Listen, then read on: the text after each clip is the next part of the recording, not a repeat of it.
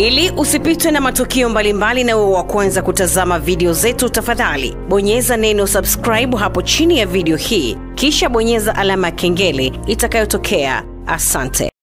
Na inakuwa ni wasaa mwingine tena tunakutana katika YouTube channel yetu pendwa kwa ajili ya kupeana update na stories zote ambazo zimeweza kutrend katika mitandao ya jamii. So katika siku hii ya leo tunaenda kuona kabisa kuna wanamuziki ambao ni watatu wakubwa sasa hivi Tanzania na East Africa, na tunaanza kuongezea pia worldwide wanafahamika. So tunakuja kuona kuna competition katika game ambayo ni kubwa sana, na katika siku ya jana kumekuwa na upinzani ambao ni mkubwa sana.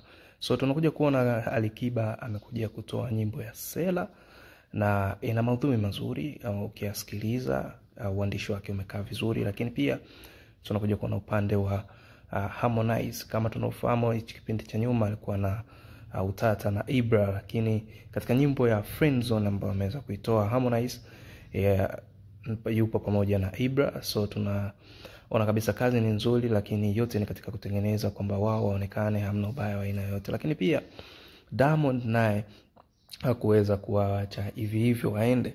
So tulikuwa tunatamani kabisa tuone katika game kuna kuwa na moto.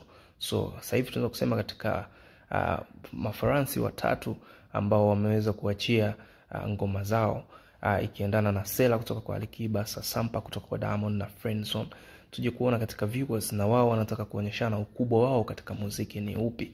So katika siku ya jana nayo Diamond hakuweza kupoa, aliweza kutoa nyimbo yake ya Sasampa. Kama tunaofahamu msemo huo sio mgeni ambao Uncle T ameweza kutumia sana, lakini Diamond ameweza kuweka katika mfumo au mpangilio wa kuingiza fedha.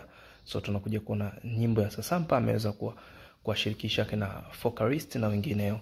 So hii ni mapiano, lakini pia tuende tukatembelee pages za za Harmonize, ukasikilize Friendzone, ukasikilize Sela na pia ukasikilize Sasampa from Diamond.